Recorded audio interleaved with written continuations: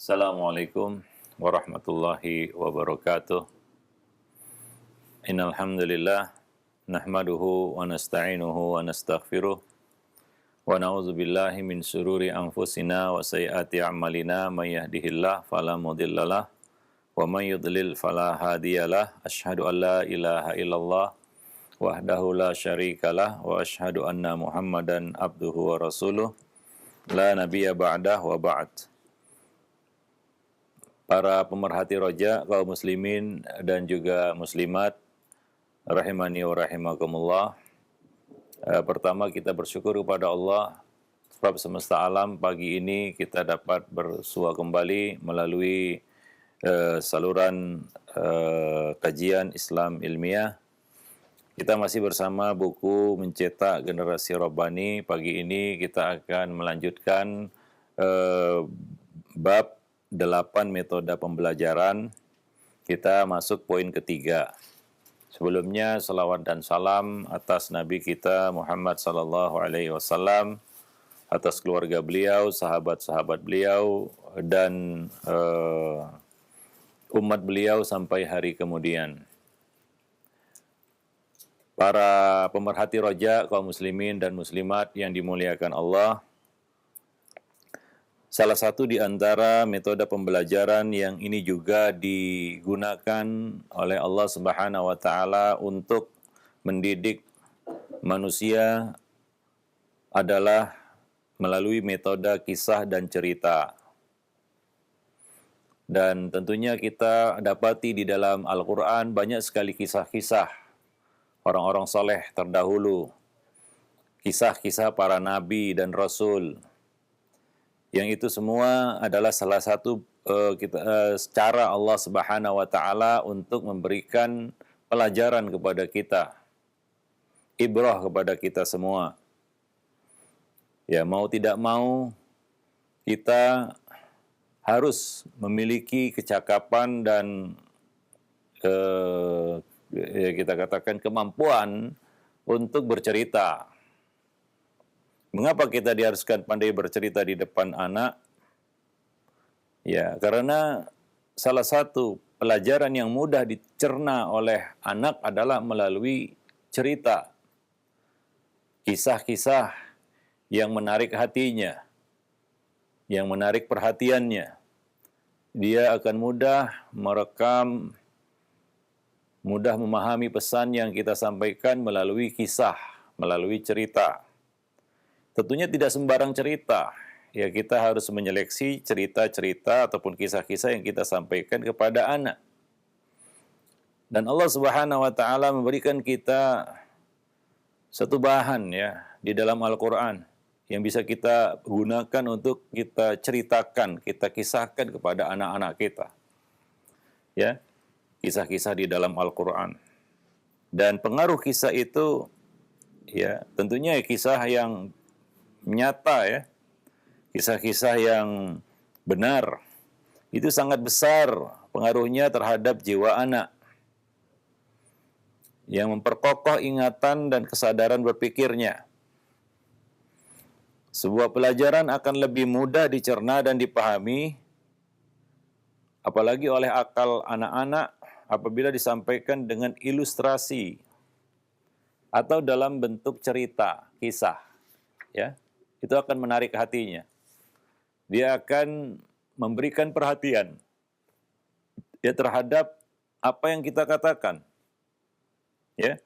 Nah, dan kisah merupakan sarana pendidikan yang sangat efektif. Sebab melalui kisah itu kita dapat mempengaruhi perasaan anak. Dia juga dapat menjadi satu imajinasi kepada hal-hal yang positif. Dan Allah Subhanahu wa taala menggunakan metode ini dalam mendidik, mengajarkan dan mengarahkan hamba-hambanya. Dalam Al-Qur'an Allah menyebutkan kisah-kisah yang syarat dengan ibrah.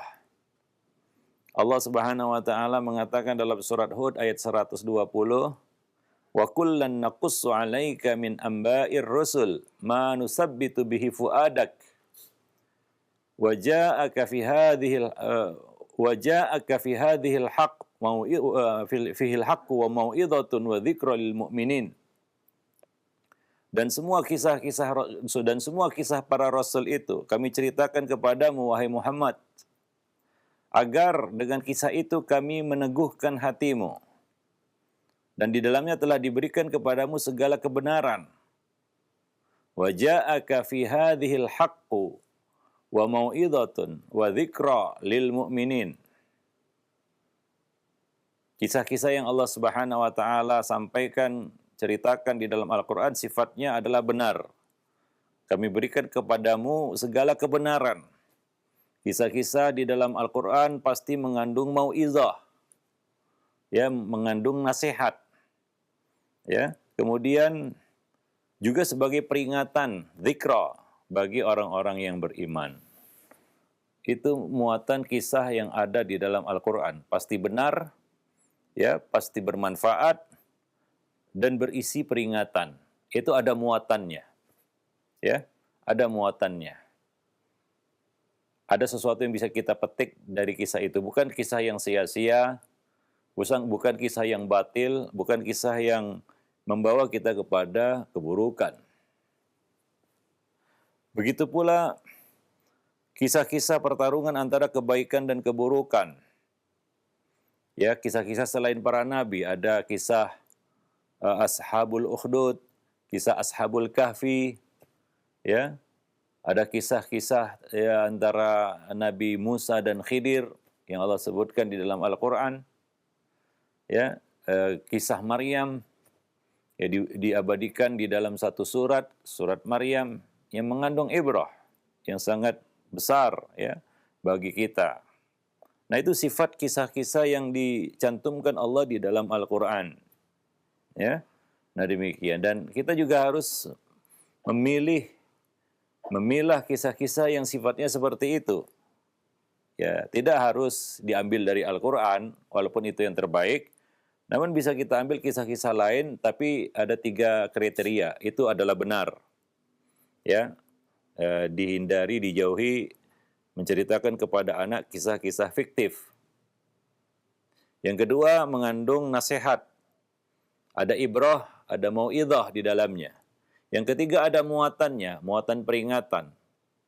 Membawa dia kepada ketaatan. Membuat dia takut melakukan satu larangan. Ya, ada muatan dzikra, yaitu peringatan di dalamnya. Ya, bukan kisah kosong yang ya sekedar untuk meninabobokkan anak, bukan. Ya, nah demikian. Jadi kisah-kisah yang berbobot gitu, ya. Ya kadang-kadang ada kisah-kisah yang nggak ada manfaatnya, fiktif, dan ya atau kisah yang kita sadur atau kita adopsi dari yang dibuat oleh orang-orang kafir. Kadang-kadang justru ya ending dari story atau kisah itu buruk ya. Nah, tidak baik untuk disimpulkan. Jadi demikian. Jadi banyak sekali kisah-kisah yang Allah sebutkan di dalam Al-Qur'an. Ya, kisah-kisah misalnya pertarungan antara kebaikan dan keburukan, misalnya kisah 2 anak Adam ya. Ya, anak Adam yang hasad kepada saudaranya, kisah Nabi Yusuf yang luar biasa. Ya, bagaimana satu misalnya kita ingin berbicara tentang sabar, ya kita bisa mengambil kisah ya para nabi yang berkaitan dengan kesabaran, ya. Nah, demikian, ya. Nah, jadi banyak kisah-kisah yang Allah sebutkan di dalam Al-Qur'an. Ya, seperti kisah 2 putra Adam, kisah Ashabul Ukhdud, kisah Juraij yang disebutkan juga di dalam hadis, seperti kisah Juraij si ahli ibadah. Ada kisah 3 orang yang terperangkap di dalam gua yang gelap gulita, itu disampaikan juga oleh Nabi SAW. Ya, salah satu sumber ya kisah yang bisa kita gali adalah dari hadis-hadis Nabi SAW, dan itu tentunya lebih banyak lagi. Ya, asalkan ya kisah itu kisah yang sahih. Ya, sekarang mungkin banyak ya buku-buku yang ditulis yang merangkum kisah-kisah orang-orang saleh, kisah-kisah terdahulu yang diambil dari riwayat ya hadis-hadis Nabi SAW. Dan juga tidak tidak kalah pentingnya adalah sirah nabawi yang berisi kisah hidup Nabi Muhammad SAW, sirah para sahabat dan tabi'in, sirah para ulama, ya, dan kisah-kisah keteladanan orang-orang soleh. Yang kita bisa baca itu dari referensinya langsung, ya, dari sumber rujukannya langsung, ya, buku-buku para ulama. Nah, demikian, ya. Nah, misalnya kisah para ulama di dalam perjalanan mereka menuntut ilmu, ya, kita bisa baca biografi Al-Imam Syafi'i yang penuh inspirasi, ya, kita bisa membacakan kepada anak kisah Al-Imam Al-Bukhari, ya, kisah Ibnu Taimiyah dan para ulama-ulama teladan lainnya. Nah, demikian. Wallahu a'lam bishawab. Ya, di samping kita juga mendapatkan faedah dari kisah itu. Anak-anak juga ada beberapa faidah, ya, yang bisa, ya, dia ambil. Pertama, dia akan menjadikan tokoh di dalam kisah itu sebagai sosok idola. Ya, ketika kita menceritakan kisah para nabi, khususnya Nabi Muhammad SAW, dan itu akan menjadikannya, ya, menjadikan, ya, dirinya mengangkat Nabi sebagai idolanya, ya, para sahabat, para tabi'in, para ulama, ya, karena ia tertarik dengan kisah itu. Di samping dia mengambil faedah pelajaran dari kisah tersebut, ya, para pemerhati roja kaum muslimin dan muslimat yang dimuliakan Allah. Nah, demikian. Dan, ya, kita tidak harus terpaku dengan kisah-kisah yang monoton, ya. Kalau bisa kisah itu berbeda-beda, ya, berganti-ganti. Jangan kisah itu aja diceritakan, ya, dia anak juga akan bosan, kan begitu, ya. Nah, sekali waktu ceritakan, ya, dari Al-Quran, ya, sekali waktu kita ceritakan dari hadis Nabi, ya, sekali waktu kita ambil dari buku para ulama, biografi para ulama, ya. Dan kadang-kadang sekali waktu ceritakanlah kisah kita sendiri. Mungkin kisah masa kecil kita yang bisa menjadi pelajaran baginya, atau kisah orang-orang yang dia kenal, ya, kakek neneknya mungkin, paman bibinya yang baik, ya, tentunya, ya.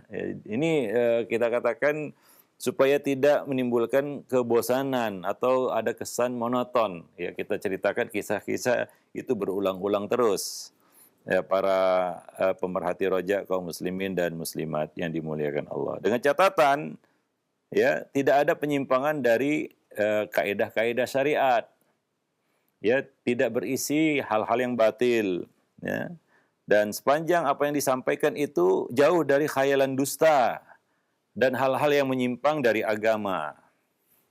Nah, jadi kita harus selektif juga, ya. Nah, maka hati-hati mengambil kisah dari orang-orang kafir.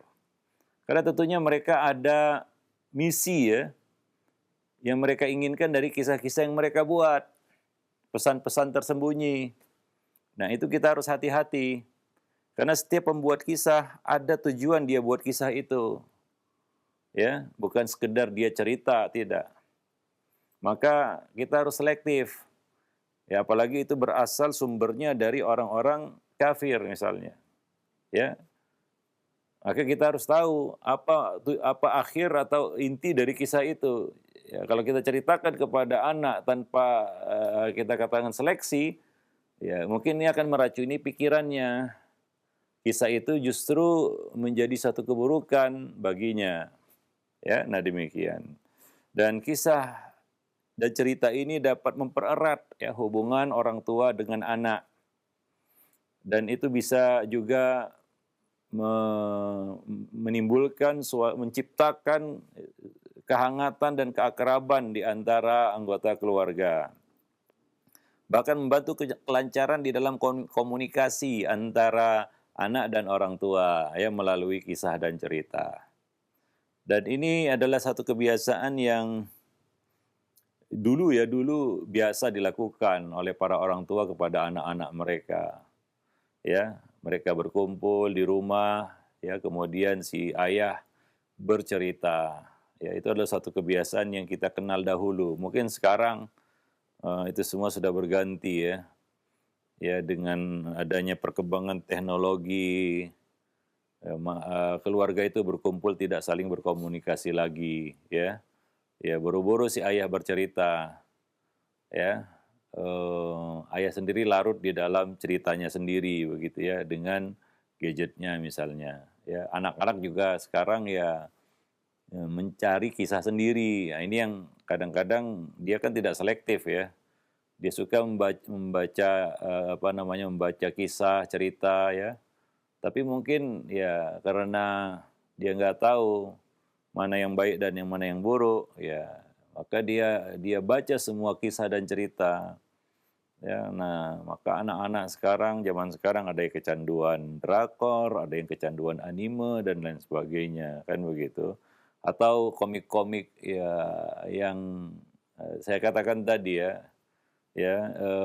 ketika orang-orang kafir itu membuat satu kisah, baik itu dalam bentuk komik, drama, dan lain sebagainya, ya mereka punya misi, mereka punya sesuatu yang ingin mereka sampaikan kepada pembacanya atau orang-orang yang mendengar kisah itu. Nah, dan banyaknya itu menyimpang dari agama, ya menyimpang dari pesan-pesan agama kita, ya dari nilai-nilai agama kita. Ya, maka di sini yang kita harus berhati-hati dan menyeleksi ya apa yang mereka dengar dari kisah-kisah dari luar tersebut. Wallahu a'lam bishawab. Taib.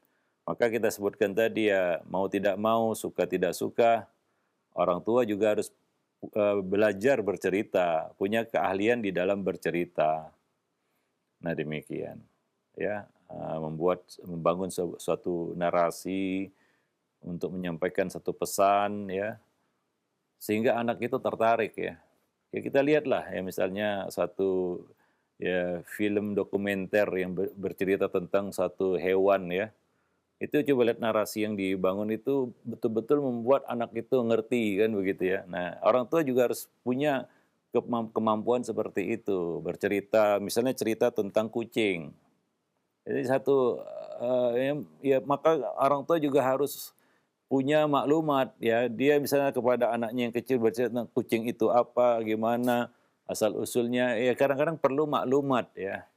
Sehingga dia bisa bercerita. Kalau kita tidak punya maklumat, apa yang kita ceritakan ya kepada anak ya. Nah demikian. Wallahu a'lam bishawab. Taib. Dan tentunya dengan cerita juga ini akan memperkaya ya khazanah keilmuan si anak melalui cerita. Ya, melalui cerita. Itu akan memperkaya khazanah ilmu dan pengetahuan si anak. Kita ada mengarang sebuah buku, judulnya Ayat-Ayat Allah pada Tubuh Manusia. Itu juga sebagai bahan sebenarnya untuk bisa cerita kepada anak tentang manusia. Ya, kita cerita tentang mulut misalnya. Apa itu mulut? Di mulut itu ada apa saja? Kenapa ada perangkat itu semua di mulut? Ya, di mulut ada gigi, ada bibir, ada lidah, ada pangkal tenggorokan. Ya, kenapa benda-benda itu semua ada di mulut? Nah, itu kita bisa cerita kalau kita punya maklumat tentunya. Maka orang tua harus rajin baca sebenarnya, ya, harus rajin membaca supaya dia bisa cerita kepada anak-anaknya atau membawa anak-anak itu masuk dalam ceritanya begitu. Itu satu contoh ya. Nah, di samping ya kisah-kisah para nabi dan rasul yang mungkin ya sudah umum ya dia dengar mungkin di sekolah ataupun di tempat-tempat lainnya. Ya, nah kisah-kisah seperti itu atau cerita-cerita seperti itu ya. Nah, membuat satu ilustrasi tentang satu ilmu pengetahuan. Ya, misalnya tentang kendaraan. Sekarang kan mungkin nggak sama dengan zaman dahulu ya. Kadang-kadang si ayah kepada anak laki-lakinya bercerita tentang kendaraan, tentang mobil yang mungkin tiap hari dia kendarai, dia nggak tahu itu. Bagaimana, apa fungsi ini, cerita dalam bentuk cerita, bukan dia ingin apa namanya mengajari dia teknik atau apa atau engineering, bukan, tapi cerita.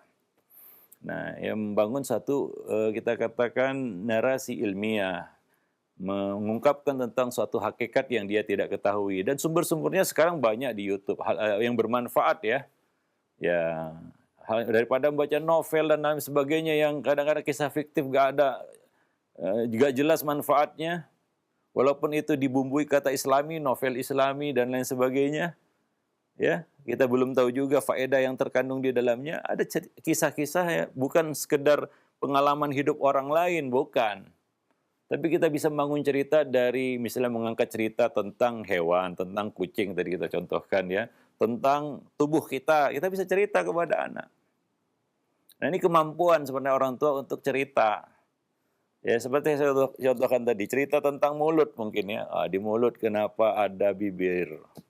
Ya kadang-kadang kita perlu melontarkan ya satu pancingan ya, pertanyaan pancingan kepada anak untuk kita bisa cerita. Ya untuk bisa kita cerita. Ya kenapa ya Allah ciptakan lidah itu di mulut. Kenapa disembunyikan lidah itu di dalam mulut. Tidak seperti mata, telinga dinampakkan. Ini indera ya, salah satu dari panca indera kita, yaitu lidah sebagai alat perasa, indera perasa. Nah ini kita perlu cerita gitu ya kepada anak. Nah itu ada bahannya, ada ya kita katakan referensi yang bisa kita baca ya selaku orang tua. Nah setelah kita cerita kepada dia mungkin kita bisa beri bukunya dan itu akan bisa lebih dia mudah untuk pahami buku itu ketika kita sudah berikan pengantar, prolog berupa cerita. Nah, demikian para pemerhati roja kaum muslimin dan muslimat yang dimuliakan Allah. Wallahu a'lam bishawab. Dan intinya kita tidak akan mungkin memiliki kemampuan dan kecakapan di dalam menyampaikan satu kisah dan cerita kalau kita minim ilmu. Kalau kita minim maklumat, minim pengetahuan, wawasannya dangkal, itu nggak bisa. Nggak bisa kita cerita. Gimana kita cerita? Apa yang mau kita ceritakan kalau kita tidak punya maklumat? Ya kalau kita tidak punya pengetahuan, wawasan tentang apa yang ingin kita ceritakan. Ya para pemerhati roja kaum muslimin dan muslimat yang dimuliakan Allah. Maka jangan malas baca kepada para orang tua. Itu untuk memperkaya khazanah keilmuannya. Ini kadang-kadang alasannya sih sibuk ya. Nggak ada waktu untuk membaca. Padahal sebenarnya banyak waktu luang kita untuk membaca. Ya, untuk membaca. Wallahu a'lam bishawab. Baik. Keempat, ya setelah melalui metode kisah dan cerita, ini juga mirip dengan yang ketiga tadi, yaitu mengambil pelajaran dari setiap kejadian. Ya, banyak waktu-waktu kita bersama anak. Misalnya ketika jalan-jalan ya, berwisata, ya berekreasi kan begitu ya. Banyak kejadian-kejadian yang mungkin kita lihat di jalan. Nah, itu bisa kita ambil sebagai sebuah bahan untuk menyampaikan pesan kepada anak ya. Dari setiap kejadian yang mungkin yang kita alami, yang kita alami langsung atau yang dialami oleh orang lain atau satu fenomena alam yang kita lihat. Ya, itu kita bisa ambil sebagai bahan ya untuk menyampaikan pelajaran kepada anak, bahan cerita juga itu. Ya, ini mendidik anak itu bisa berlangsung setiap hari dari peristiwa sehari-hari. Nah, itu adalah satu kita katakan cara kita untuk melatih anak mengambil ibrah dari pengalaman hidupnya. Ya, bahwa ada pepatah kita yang mengatakan pengalaman itu guru yang terbaik. Dan anak harus dilatih untuk mengambil pelajaran dari pengalaman hidupnya. Banyak orang-orang yang nggak bisa mengambil pelajaran dari pengalaman hidupnya sendiri karena tidak terbiasa. Ya, tidak diarahkan oleh pendidiknya dari kecil. Nah, maka Abdullah bin Mas'ud ya pernah berkata, orang yang paling beruntung adalah orang yang bisa mengambil pelajaran dari pengalaman orang lain, dari apa yang dilihatnya ya dari orang lain. Dan orang yang paling celaka, orang yang paling merugi adalah orang yang menjadi pelajaran bagi orang lain. Nah demikian, itu kata-kata mutiara dari Abdullah bin Mas'ud radhiyallahu anhu. Artinya apa? Anak juga harus dilatih ya untuk bisa mengambil pelajaran dari pengalaman hidupnya, belajar berguru dari pengalaman. Ya, sifat orang mukmin ini disampaikan oleh Nabi, la yuldagul mu'min fi yuhrin wahidin marratain. Seorang mukmin tidak akan mungkin disengat dari satu lubang dua kali. Jika dia tahu lubang itu ada binatang berbisa, dia pernah punya pengalaman mendekati lubang itu, dia disentuh oleh hewan berbisa itu, maka itu tidak akan terjadi untuk yang kedua kali. Kalau terjadi dua kali, ya ini artinya dia tidak bisa mengambil pelajaran. Itulah ciri-ciri orang yang pandir dan terbelakang pengetahuannya, kecerdasannya. Maka ambillah pelajaran dari setiap peristiwa-peristiwa yang kita alami. Dan ini adalah salah satu metode pembelajaran kita kepada anak. Ya, kita latih dia untuk mengambil pelajaran dari setiap peristiwa dan kejadian. Nah demikian. Kadang-kadang walaupun misalnya kejadian yang sepele ya kita katakan, tapi ya, itu akan mudah dia ingat itu. Itu adalah pelajaran yang mudah diingat oleh anak. Peristiwa keseharian inilah yang akan berpengaruh atas sikap kita terhadap peristiwa yang serupa yang dialami oleh ya anak nantinya di lain waktu. Dia akan teringat, oh ini adalah pelajaran yang disampaikan oleh orang tuaku waktu kecil. Ya, dia akan teringat itu, akan mudah mengingat pelajaran yang diambil sumbernya dari pengalaman, ya, dari peristiwa yang langsung dilihat. Itu akan terus dia ingat. Ya, para pemerhati roja yang dimuliakan Allah. Jadi pendidik yang cerdas, yang menginginkan didikan terbaik bagi anak didiknya, tidak akan membiarkan satu kejadian melintas begitu saja tanpa mengambil pelajaran darinya. Ya, sisi hikmah dari apa yang telah terjadi itu untuk disampaikan kepada anak didiknya, kepada anak-anaknya. Nah demikian ya para pemerhati roja, kaum muslimin dan muslimat yang dimuliakan Allah. Ya, nah karena hidup memang penuh dengan peristiwa dan kejadian dan bahkan itu tiap hari kita lihat dan kita saksikan.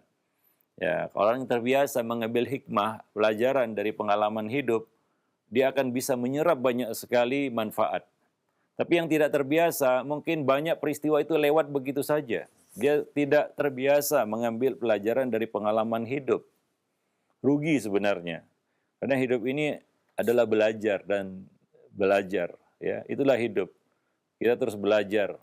Ya, kita masih hidup, kita masih bisa belajar. Maka jangan putus belajarnya dari kehidupan yang kita jalani. Nah demikian ya. Dan manusia senantiasa menemui peristiwa-peristiwa ini selama hidup di dunia. Peristiwa-peristiwa kehidupan termasuk sarana terpenting dalam mendidik anak. Maka kita kadang-kadang perlu cerita tentang pengalaman di kita yang bermanfaat bagi anak. Ya ini bukan untuk pamer, ria, dan menceritakan amal, enggak. Tapi tujuannya kan ini untuk menyampaikan satu faedah. Ya, ini tidak termasuk ujub, tidak termasuk ria, ya, tidak termasuk sum'ah, ya. Para pemerhati roja yang dimuliakan Allah. Demikian. Maka ambillah hikmah dari setiap kejadian yang anak alami. Ya, mungkin dia cerita tentang dirinya, dia mengalami sesuatu, dia terkena sesuatu, ya. Maka coba ya di samping ya kita mungkin menyabarkannya, menyuruhnya sabar, kita harus juga bisa menyampaikan pesan-pesan ibrah-ibrah yang ada di balik kejadian yang menimpanya itu. Nah demikian. Wallahu a'lam bishawab. Ya, nah demikian. Taib. Dan ini adalah momentum yang sangat baik sebenarnya untuk meluruskan kesalahan yang dilakukan oleh si anak. Ya biasanya kejadian yang menimpanya itu karena kesalahannya ya. Ya dia jatuh mungkin.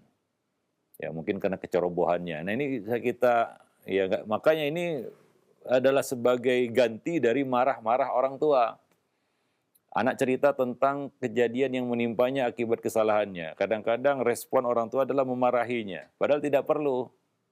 Ya, ya pertama ya tentunya kita menyuruhnya untuk memberikan nasihat kepadanya untuk berhati-hati. Kemudian kita bisa ambil itu sebagai satu bahan untuk supaya dia bisa belajar dari pengalaman lain kali dan lain sebagainya. Jadi nggak perlu kita memarahinya ya. Nah demikian. Wallahu a'lam bishawab. Dan itu adalah manhaj Al-Quran. Ya, bahkan kitabullah sengaja diturunkan berangsur-angsur menurut peristiwa yang terjadi agar lebih mengakar dalam hati umat manusia. Al-Quran tidak turun sekaligus. Kalau Allah mau turunkan sekaligus bisa.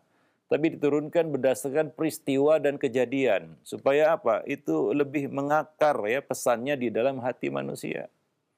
Kalau turun sekaligus bisa juga. Karena Al-Quran itu turun sekaligus ke langit dunia di malam Lailatul Qadar. Inna anzalnahu fi Lailatul Qadar. Allah turunkan sekaligus di malam Lailatul Qadar. 30 juz. Akan tapi Allah tidak menurunkan sekaligus ke dunia.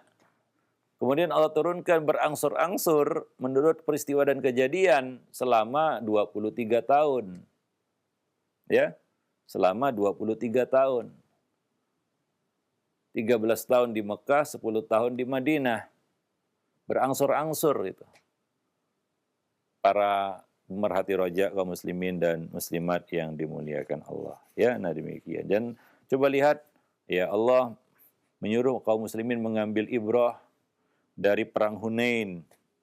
Yang mana saat itu kaum muslimin banyak jumlahnya. Tapi ternyata itu tidak membantu dan menolong mereka.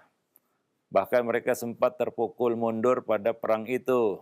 Padahal jumlah pasukannya banyak, berbeda dengan kejadian ataupun peristiwa di perang Badar. Nah ini Allah Subhanahu wa taala ya memberikan suatu pelajaran kepada kaum muslimin melalui kisah tersebut. Ya wallahu a'lam bishawab. Allah katakan dalam surat At-Taubah itu, laqad nasarakumullahu fi mawatin katsirah wa yauma Hunain. Sungguh Allah telah memberikan kemenangan kepada kamu dalam banyak di banyak medan perang. Tapi ingatlah yauma Hunain. Ya, ingatlah perang Hunain. Id a'jabatkum kasratukum. Ketika kamu takjub, ketika kamu bangga dengan jumlah kamu yang banyak. Tapi apa? Falam tughni ankum syai'a. Tapi tidak bermanfaat jumlah itu bagi kamu. Ya, nah demikian. Wa dhaqat 'alaikumul ardu bima rahubat summa wallaitum mudbirin. Bumi yang luas itu terasa sempit bagimu. Kemudian kamu berbalik ke belakang dan lari tunggang langgang. Itu perang Hunain. Allah ceritakan itu di dalam Al-Quran. Allah singgung itu supaya kaum muslimin bisa mengambil pelajaran dari kejadian itu. Nah itu turun berangsur-angsur itu. Itu adalah manhaj Al-Quran. Itulah satu metode yang Allah Subhanahu wa taala ya berikan kepada manusia melalui Al-Quran. Jadi metode turunnya Al-Quran itu juga berisi pembelajaran ya. Artinya ada momen-momen tertentu yang Allah ambil itu sebagai pelajaran untuk disampaikan kepada umat manusia, ya kepada kaum muslimin. Wallahu a'lam bishawab. Nah demikian. Itu metode yang perlu kita ya, pakai untuk memberikan bimbingan pendidikan kepada anak-anak kita.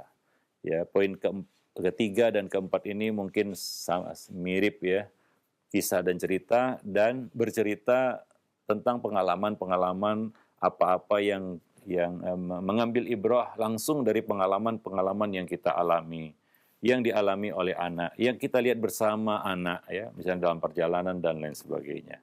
Wallahu a'lam bishawab ya. Nah demikian. Tapi kita masih membahas 8 metode pembelajaran ya. Pada kesempatan berikutnya kita akan bahas tentang metode yang kelima, keenam, ketujuh dan kedelapan. Pembiasaan diri, pemanfaatan waktu luang, penanaman motivasi, dan yang terakhir, ini agak panjang sedikit nanti, yaitu pemberian hukuman. Ya, pemberian hukuman. Ini akan berlanjut dengan bab-bab berikutnya, insya Allah. Yaitu tentang hadiah dan hukuman yang efektif. Itu adalah salah satu hal yang perlu diketahui oleh para orang tua di dalam menyampaikan satu pelajaran ataupun menggunakan satu metode pembelajaran kepada anak. Wallahu a'lam bishawab. Ya demikian saja, mudah-mudahan bermanfaat. Aku qauli hadza astaghfirullah li wa lakum lisairil muslimin innahu huwal ghafurur rahim. Hmm. Baik, syukron jazakallahu khair kepada Ustaz yang sudah memaparkan tadi, bagaimana metode pembelajaran untuk anak yang sangat bermanfaat sekali, ilmu parenting yang, mudah-mudahan ini bermanfaat untuk kita semua, terus bagi para orang tua dan tentunya kita juga, jangan lupa untuk berdoa kepada Allah Subhanahu wa taala agar Allah mudahkan segala urusan kita semua. Baik, untuk selanjutnya kami buka sesi interaktif dan alhamdulillah sudah ada beberapa pertanyaan yang masuk di layanan pesan singkat dan bagi Anda mungkin bagi para pemerhati roja sekalian yang ingin bertanya sekali lagi Anda bisa mengirimkan pertanyaan. Baik, yang pertama Ustadz, ada pertanyaan dari penanya yang tidak disebutkan nama dan tempatnya. Assalamualaikum warahmatullahi wabarakatuh. Ya Ustadz, bagaimana kiat pendidikan usia anak prasekolah? Kebetulan kami ingin berniat menerapkan pendidikan homeschooling karena melihat, kondisi sekarang yang ada dari sisi pergaulan dan yang lainnya. Apa saja yang harus disiapkan di masa, prasekolah ini Ustaz? Mohon nasihat dan jawabannya. Ya, ya tentunya ada satu metode pendidikan yang banyak ditempuh oleh para orang tua hari ini ya, Mhm. zaman sekarang itu homeschooling. Ya, tentunya pertama itu membutuhkan kesiapan dari orang tua, ya. Ketika menangani pendidikan sendiri itu banyak hal-hal yang harus kita apa namanya harus kita siapkan. Ya mulai dari waktu tentunya itu. Ya karena kalau kita tidak bisa memberi waktu, maka ya tidak ada pendidikan yang kita bisa berikan. Karena pendidikan itu perlu waktu dan perlu kita wakafkan waktu kita untuk anak. Kalau orang tua sibuk, ya ayah sibuk, ibu sibuk, nggak ada waktu, tapi ngotot homeschooling ini apa namanya ya, bisa kita katakan seperti pungguk merindukan bulan gitu ya. Itu satu hal yang apa namanya tidak mungkin terwujud kalau seperti itu. Yang kedua adalah kemampuan dia. Ya, ketika kita langsung menangani anak ya. Banyak hal-hal yang harus kita miliki, ketahui ya. Mulai dari satu, orang tua harus siap menjadi sorotan, menjadi teladan ya, menjaga image-nya seperti pelajaran yang akan dia sampaikan kepada anak.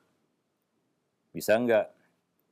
Kalau orang tua nggak bisa jadi sorotan, mau homeschooling tapi ayah sibuk dengan handphonenya, ibu juga sibuk dengan kegiatannya di rumah, walaupun dia beri waktu di rumah, tapi itu yang dicontohkan, ya itu susah. Karena sekali lagi yang namanya pendidikan itu identik dengan keteladanan. Ya, kalau ayah ibu yang ingin memberikan homeschooling kepada anak tapi tidak bisa menjadi teladan, ini omong kosong sebenarnya. Ya justru dia memberikan apa namanya satu yang buruk kepada anak di rumah. Nah demikian. Ya karena dia ketika homeschooling ya banyak waktu mungkin hampir 24 jam dia bergelut dengan anak. Ya. Nah, bisa gak dia menjadi contoh dalam waktu yang lama seperti itu ya? Ya. Nah demikian. Yang ketiga adalah ya wawasan pengetahuan. Ya kalau orang tua tidak punya wawasan pengetahuan yang cukup berkaitan dengan pendidikan, tidak menguasai misalnya ilmu psikologi anak, nggak mengerti anak, ini juga susah. Ya, nah dia nggak akan bisa menangani anak. Apalagi homeschooling di sini, ya dia menangani lebih dari satu anak yang berbeda tingkatan usia. Menangani anak bocah yang mungkin masih di bawah 10 tahun, berbeda dengan menangani anak remaja misalnya. Kan berbeda itu.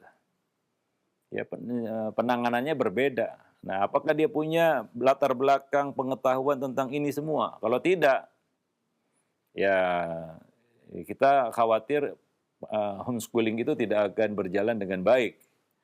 Nah, demikian. Yang berikutnya adalah ya kelengkapan-kelengkapan pengetahuan yang diperlukan oleh anak.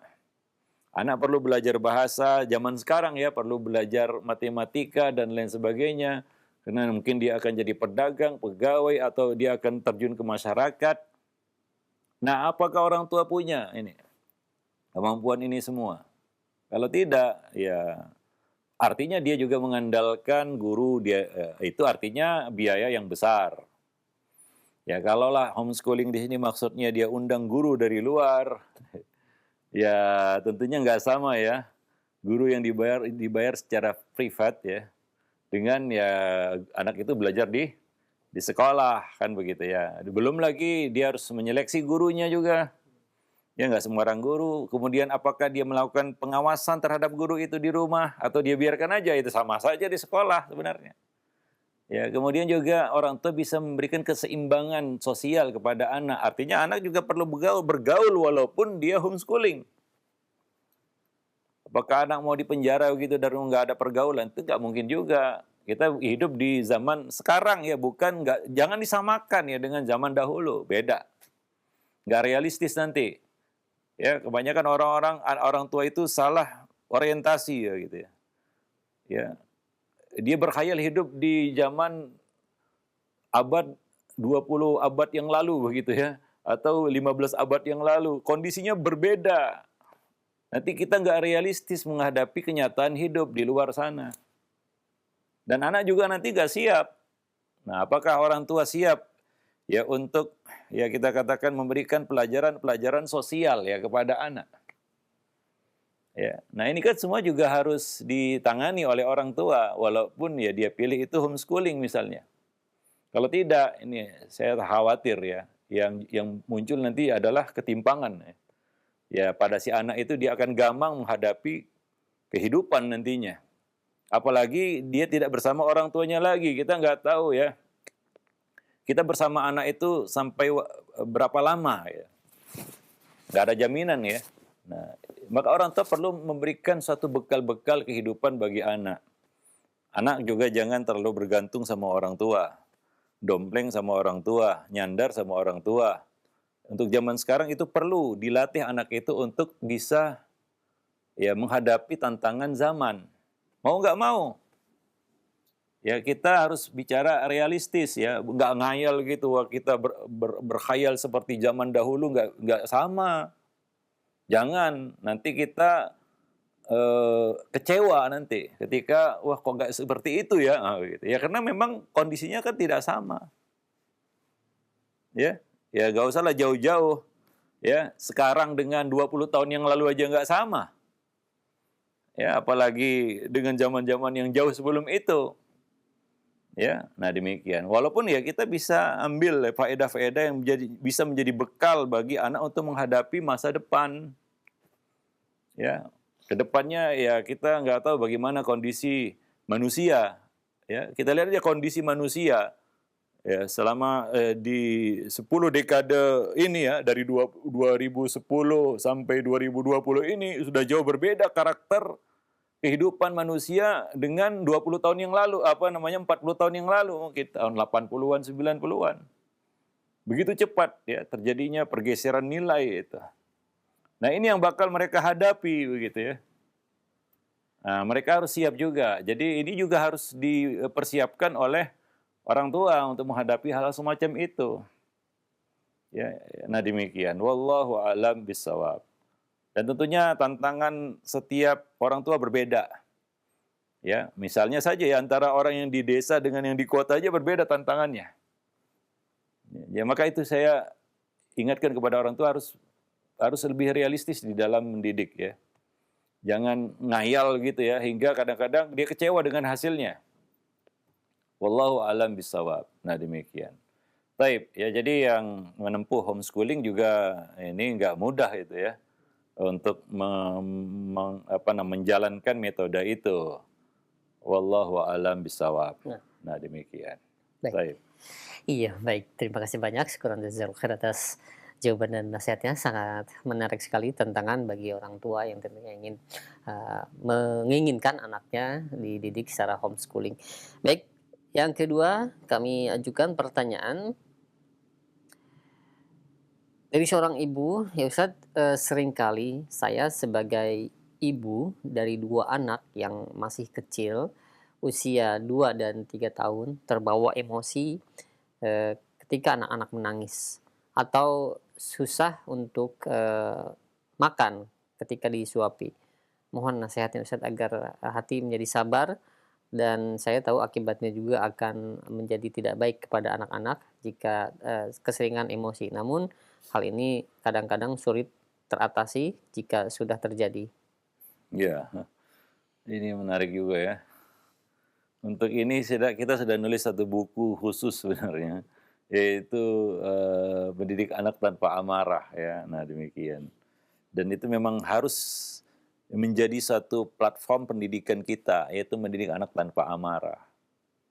Nah demikian. Terlepas mungkin ada yang setuju dan nggak setuju ya. Tapi kalau kita mengacu ya kepada metode yang dicontohkan oleh Nabi sendiri, itulah yang beliau lakukan.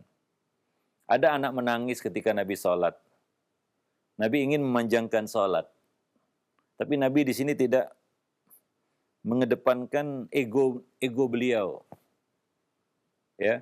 Dan tidak menyalahkan anak itu dan orang tuanya juga. Apa kata Nabi?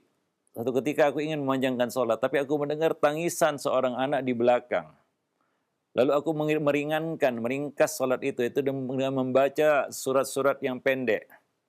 Karena aku khawatir itu akan membuat resah gelisah orang tuanya, ibunya.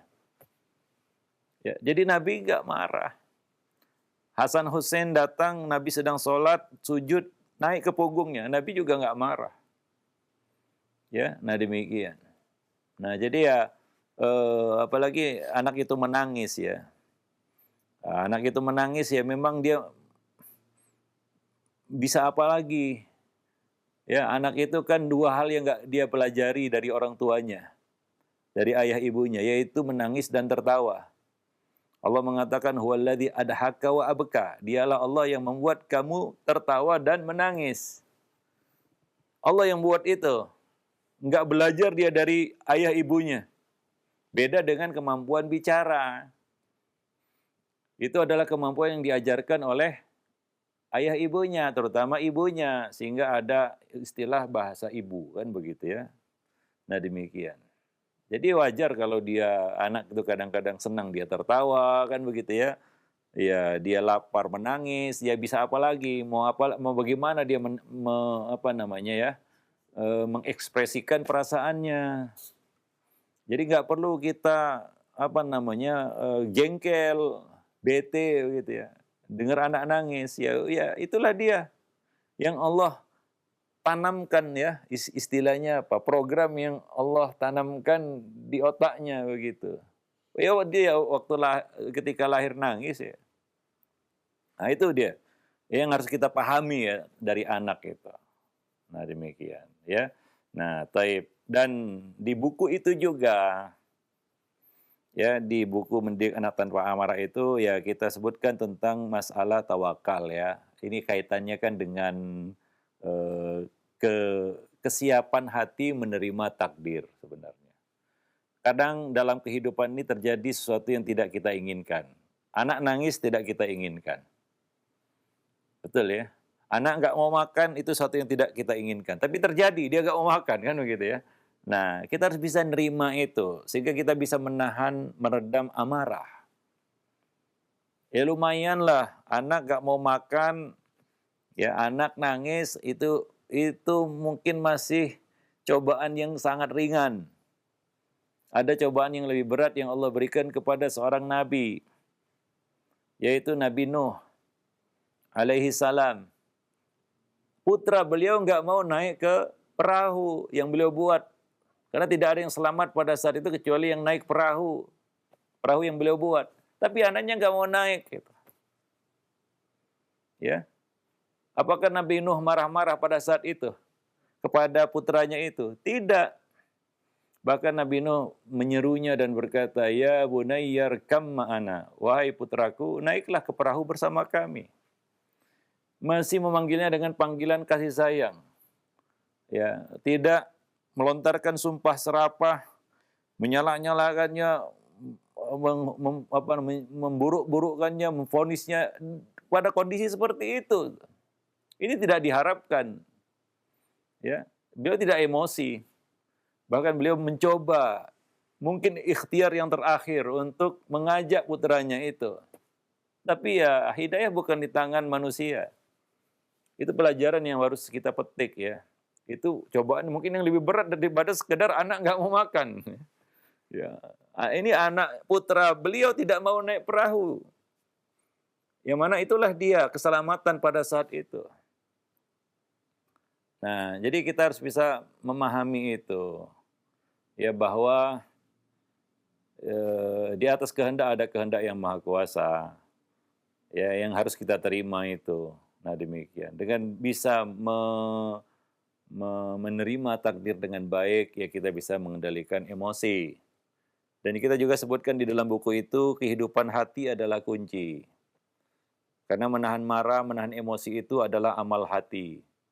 Ingat, menahan amarah yang Nabi perintahkan itu, la taghdab, la taghdab, la taghdab, itu adalah amal hati.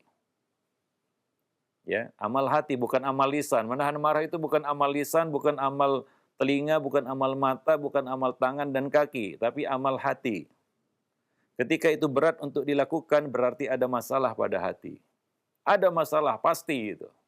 Kalau kita temperamental, emosional, susah mengendalikan marah, hati yang bermasalah itu. Maka kita sebutkan di dalam buku itu, kehidupan hati adalah kunci di sini. Kalau hati kita berpenyakit, hati kita kurang latihan, ya hati kita kurang gizi, ya hati kita hati pecundang yang selalu kalah dengan musuhnya, ya nggak akan bisa ya kita melakukan amal-amal tersebut. Ya, dengan mudah ya kita akan menuruti emosi misalnya, karena hati yang lemah. Nggak kuasa hati itu untuk ya kita bawa beramal. Ya, di antaranya menahan marah, sabar ya.